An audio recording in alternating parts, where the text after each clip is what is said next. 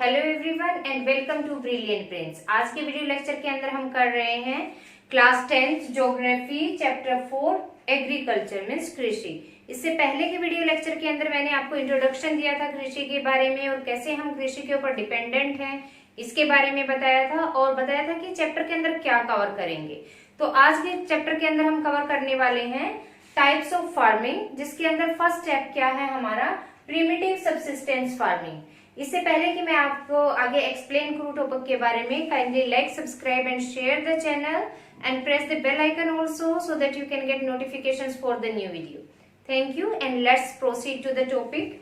तो आज का टॉपिक हमारा है प्रिमिटिव सबसिस्टेंस फार्मिंग। प्रिमिटिव का क्या मतलब होता है? सबसे पहले प्रिमिटिव होता है प्रारंभिक या शुरुआती, और सबसिस्टेंस मीन्स जीवन निर्वाह के लिए जो एग्रीकल्चर या फार्मिंग या खेती बाड़ी की जाती है, मीन्स प्रारंभिक जीवन निर्वाह कृषि या खेती। तो इस टॉपिक के बारे में हम कवर करेंगे अभी। अब देखिए वर्ड से ही क्लियर होता है कि प्रारंभिक या शुरुआती, जो शुरुआती दौर में की जाती थी। जैसे मैंने आपको पहले के वीडियो लेक्चर में भी बताया कि जो एग्रीकल्चर है इसका एग्जिस्टेंस हमारी कंट्री के अंदर अभी से नहीं है, बहुत पुराने टाइम से एज एन इकोनॉमिक एक्टिविटी लोगों की ऑक्यूपेशन के रूप में इसको किया जाता रहे, फॉलो किया जाता रहे। लोगों के व्यवसाय का ये एक मेन मुख्य जरिया रहा पुराने टाइम में भी और प्रेजेंट टाइम के अंदर भी। लगभग 55% पॉपुलेशन के लिए लाइवलीहुड अर्न करने का जरिया है, उनका वे ऑफ ऑक्यूपेशन है। ठीक है, तो अब यहाँ पे ये कह रहा है कि प्रारंभिक किस तरीके से, कैसी कृषि होती है, क्या मेजर्स इसके अंदर फॉलो किए जाते हैं, क्या टूल्स इसके अंदर इम्प्लीमेंटेशन दिए जाते हैं, कैसी कृषि ये होती है और क्यों इसको प्रारंभिक बोला गया। देखिए जब पहले टाइम में एग्रीकल्चर की जाती थी पुराने टाइम में, तो टेक्नोलॉजी इतनी ज्यादा नहीं थी, ना पेस्टिसाइड्स थे, ना फर्टिलाइजर्स थे, ना मॉडर्न टेक्नोलॉजी के इक्विपमेंट्स थे फील्ड्स को कल्टीवेट करने के लिए। तो उस टाइम पे लोग छोटे छोटे पैचेस के ऊपर, छोटे छोटे धरती के टुकड़ों के ऊपर क्या करते थे, खेती बाड़ी करना शुरू कर देते थे। वो मेनली किस पर्पज से होती थी? अपनी खुद की फैमिली के भरण पोषण के लिए, लाइक दालें उगा ली, चावल, गेहूं, थोड़ा बहुत खुद के अपने परिवार की आवश्यकताओं को पूरा करने के लिए वेजिटेबल वगैरह ग्रो करना, वो सब काम किया जाता था। तो इसीलिए इस एग्रीकल्चर का नाम क्या दिया गया है? Primitive subsistence farming. कि किसी ऐसे मोटिव से नहीं की जाती थी कि इससे बेनिफिट गेन करना है। तो इसीलिए ये प्रारंभिक दौर में की जाने वाली, शुरुआती समय में की जाने वाली खेती, और आज के टाइम भी इंडिया के बहुत सारे मतलब कुछ पैचेस के ऊपर, कुछ पॉकेट्स के ऊपर यू कैन से की जाती है ये फार्मिंग। आज के टाइम भी जब हम मॉडर्नाइज हो चुके हैं, टेक्नोलॉजी हमारे पास है, पेस्टिसाइड्स हैं, सब कुछ अवेलेबल है, फिर भी कुछ हिस्सों में की जाती है। किस लिए की जाती है और क्यों की जाती है देखते हैं।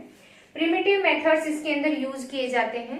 क्लियर हो गया आपको? प्रिमिटिव सबसिस्टेंस फार्मिंग मीन्स आरंभिक जीवन निर्वाह कृषि, वो एग्रीकल्चर जो एक फैमिली अपनी खुद की रिक्वायरमेंट्स को कंप्लीट करने के लिए करती है, और जो प्रिमिटिव टूल्स होते थे, पहले के जो टूल्स होते थे एग्रीकल्चर में यूज होने वाले, उनको यूज करके की जाती है और खुद की रिक्वायरमेंट्स को पूरा करने के लिए। तो किस तरीके से की जाती है? प्रिमिटिव मेथड्स होते हैं, आरंभिक तरीके होते हैं जो पुराने टाइम में फॉलो किए जाते थे मेजर्स। जैसे कि टूल्स के अंदर क्या होता था, जो digging sticks, family community labour कि होडो का मतलब क्या होता है? खुरपा, कस्सी और खोदने के लिए जो खुदालियां वगैरह होती हैं, उन टूल्स का यूज किया जाता था और आज भी इन्हीं का किया जाता है प्रिमिटिव सबसिस्टेंस फार्मिंग के अंदर। और इसके अंदर बाहर से लेबर लेके आने की जरूरत नहीं होती। Family community labour means family के अंदर 2 पर्सन है, 4 है या 5 है, वो खुद के लेबर को ही इनपुट करके उससे एग्रीकल्चरल जो है क्रॉप ग्रो करते हैं खुद की रिक्वायरमेंट्स को पूरा करने के लिए। ठीक है, और क्या होता है? मॉनसून बेस्ड होती है। इरिगेशन के लिए कोई खास एफर्ट्स नहीं किए जाते, इन्वेस्टमेंट इरिगेशन के लिए इसके ऊपर नहीं की जाती। मेनली मॉनसून बेस्ड होती है कि बारिश होती है, जो जितनी भी फसल ग्रो होती है खुद की रिक्वायरमेंट्स के लिए वो पूरी होती है। और क्या कहते हैं? नेचुरल फार्मिंग होती है। नेचुरल फार्मिंग मीन्स इसके अंदर केमिकल्स, फर्टिलाइजर्स, यूरिया वगैरह कुछ भी यूज नहीं किया जाता। तो क्लियर हो गया आपको? प्रिमिटिव सबसिस्टेंस फार्मिंग मीन्स प्रारंभिक या शुरुआती जीवन निर्वाह कृषि, एक ऐसी कृषि जो भूमि के छोटे छोटे टुकड़ों पर की जाती है और फैमिली लेबर की, घर के आदमियों की मदद से की जाती है, और खुरपा, कस्सी वगैरह ऐसे इंस्ट्रूमेंट्स को, टूल्स को यूज करके की जाती है। इसके अंदर किसी तरह के फर्टिलाइजर्स, यूरिया वगैरह का यूज नहीं किया जाता और मेनली मॉनसून बेस्ड ये होती है। तो रटने की आपको बिल्कुल जरूरत नहीं है। 1 मार्क में क्वेश्चन आ जाता है कि डिस्क्राइब कीजिए या डिस्क्राइब परमिटिव सब्सिस्टेंस फार्मिंग या प्रारंभिक जीवन निर्वाह कृषि क्या होती है बताइए। तो आप इसी तरीके से इसको बिल्कुल लिख सकते हैं। रटाफिकेशन की, क्रैमिंग की कोई जरूरत नहीं है। नेक्स्ट ये क्या कहता है कि स्लैश एंड बर्न, ये जो प्रीमिटिव सब्सिस्टेंस फार्मिंग है इसका दूसरा नाम होता है स्लैश एंड बर्न, मीन्स कर्तन एंड दहन। कर्तन मीन्स काट देना और दहन मीन्स जला देना, ठीक है। तो स्लैश एंड बर्न का मतलब है कर्तन एंड दहन। उसके अंदर क्या मेजर फॉलो किया जाता है कि ऐसे लोग जो रिमोट एरियाज के अंदर रहते हैं, जिनके पास फॉरेस्ट्री एरिया ज्यादा है और मॉडर्न इक्विपमेंट्स, टेक्नोलॉजी डेवलपमेंट वहां तक नहीं पहुंच पाई है। लाइक अगर हम बात करें तो जैसे हमारे ट्राइबल ग्रुप्स होते हैं, तो इस तरह के इलाकों में ये खेती की जाती है। उसके अंदर वो स्लैश एंड बर्न का प्रोसेस फॉलो करते हैं, मीन्स कर्तन एंड दहन का प्रोसेस फॉलो करते हैं। उसके अंदर वो क्या करते हैं, सबसे पहले जो ग्रीनरी खड़ी होती है, पेड़ पौधे उनके आसपास खड़े होते हैं, वो उनको क्या कर देते हैं, साफ कर देते हैं, ठीक है। एक भूमि का टुकड़ा ढूंढते हैं जो फ्लैट होता है और उसके ऊपर ग्रीनरी खड़ी होती है। सेकंड स्टेप के अंदर वो क्या करते हैं, उसको काट देते हैं और काट के थोड़े दिन के लिए उसको सूखने के लिए छोड़ देते हैं। तो ये क्या कर दिया उन्होंने, स्लैश कर दिया, कर्तन कर दिया। नेक्स्ट स्टेप में जब ये सूख जाता है तो उसको आग लगा देते हैं। आग लगाने से क्या होता है कि वो सारी जो ग्रीनरी है, पेड़ पौधे, टहनियां, सब किसके अंदर कन्वर्ट हो जाते हैं, ऐश के अंदर, राख के अंदर बदल जाते हैं। और राख जो है धरती की फर्टिलिटी को इंक्रीज करने में क्या करती है, हेल्प करती है। तो यहाँ पे ये क्या हो गया, बर्न हो गया, that's why it is called slash and burn agriculture, also subsistence farming, primitive subsistence farming. तो स्लैश एंड बर्न दोनों हो गए, कर्तन और दहन हो गया। अब फोर्थ स्टेप में वो क्या करते हैं, इस जमीन के टुकड़े को कल्टीवेट कर लेते हैं, प्लोइंग करते हैं, इसके अंदर खुरपा, कस्सी जो भी चला के इसको फ्लैट कर लेते हैं और इसके अंदर फसल ग्रो कर लेते हैं। वो अपनी दालें, चावल, जो भी अपनी रिक्वायरमेंट के लिए उन्हें चाहिए, वेजिटेबल वगैरह। तो ये क्या हो गई हमारी स्लैश एंड बर्न एग्रीकल्चर के नाम से जानी जाती है। अगर question raise what is the other name of primitive subsistence farming, that is slash and burn, ठीक है। तो ये किन एरियाज के अंदर मेनली की जाती है इंडिया के अंदर, ये नॉर्थ ईस्टर्न पार्ट्स में की जाती है। नॉर्थ ईस्टर्न मीन्स जो हमारे 7 सिस्टर्स वाला एरिया है, असम, मेघालय, मणिपुर, नागालैंड, इन एरियाज के अंदर ये मेनली की जाती है, ठीक है। अब नेक्स्ट ये क्या कहता है कि इसको शिफ्टिंग फार्मिंग के नाम से भी जाना जाता है। सब्सिस्टेंस फार्मिंग के, प्रिमिटिव सब्सिस्टेंस फार्मिंग के 3 नेम्स है मेनली।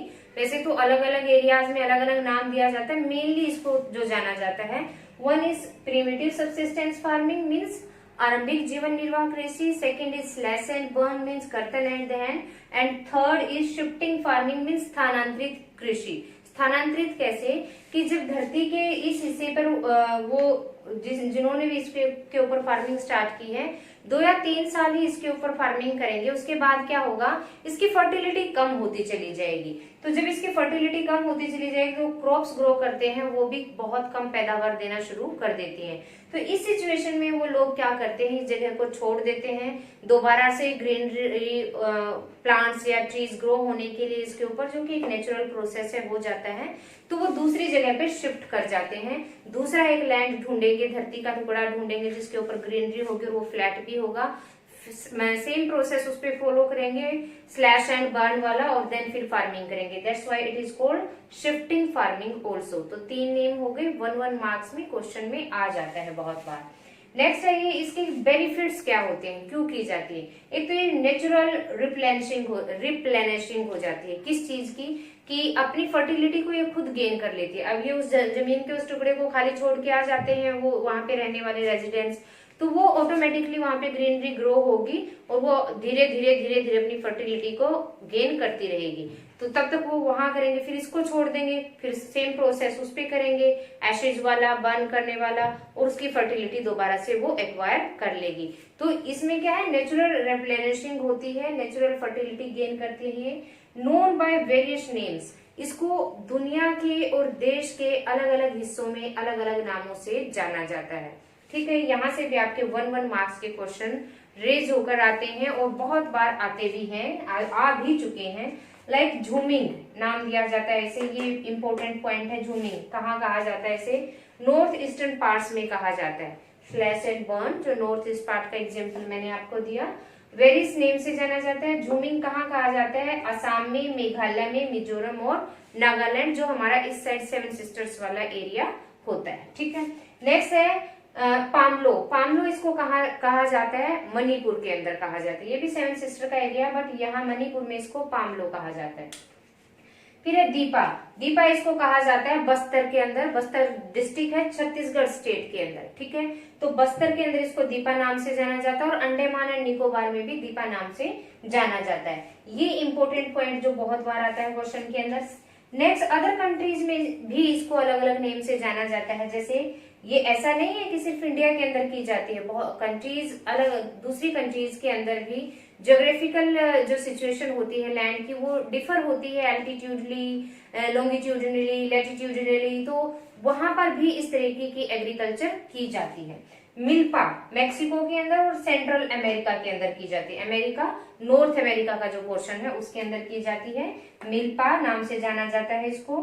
फिर है कोनुको। कोनुको वेनेजुएला और रोका ब्राजील के नाम से जाना जाता है। तो यहाँ से जो मेनली पूछा जाता है, मेनली एक मिल्पा और सेकंड रोका, जो कि ब्राजील के अंदर, मैक्सिको और सेंट्रल अमेरिका में मिल्पा और ब्राजील के अंदर रोका नाम से जाना जाता है। फिर है लदांग इंडोनेशिया में, ये भी इंपॉर्टेंट पॉइंट है, कई बार आता है पेपर के अंदर।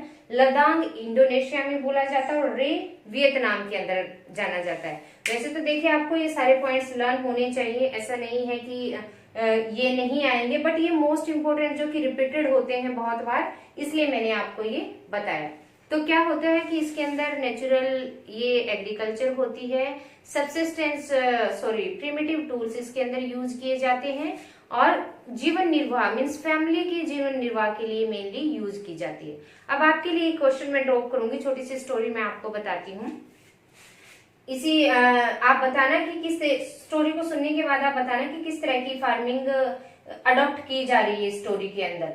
रिंझा नाम की एक लड़की होती है जो कि दीपू, असम के अंदर दीपू नाम का एक एरिया है, वहां पर रहती है अपनी फैमिली के साथ, और उसकी फैमिली प्रिमिटिव टूल्स को यूज करके धरती के छोटे से टुकड़े पर स्लैश एंड बर्न के जरिए एक एग्रीकल्चरिंग का काम कर रही है। वो भी बहुत बार उस एग्रीकल्चर में हेल्प करती है, कभी इरिगेशन में, कभी हार्वेस्टिंग के अंदर हेल्प करती है इस तरीके से। और वो जो एटमॉस्फेयर है, सराउंडिंग्स है, जो खुला खेतों का एरिया है, उसको बहुत ज्यादा पसंद है रिंझा को। लेकिन उसको ये नहीं पता है कि आने वाले टाइम में इस सोयल की फर्टिलिटी क्या हो रही है, कम भी हो रही है, और उसकी फैमिली को यहाँ से कहीं और जाके जगह ढूंढनी पड़ेगी। Can you tell me which kind of farming is practised in Rinjha's farm? Rinjha के फार्म में किस तरह की फार्मिंग प्रैक्टिस की जा रही है, क्या बता सकते हैं? और क्या कुछ फसलों के नाम भी बता सकते हैं? Can you give name of some crops that are grown in that field? Answer me for these questions in comment section, and kindly subscribe the channel if you have not done. Thank you.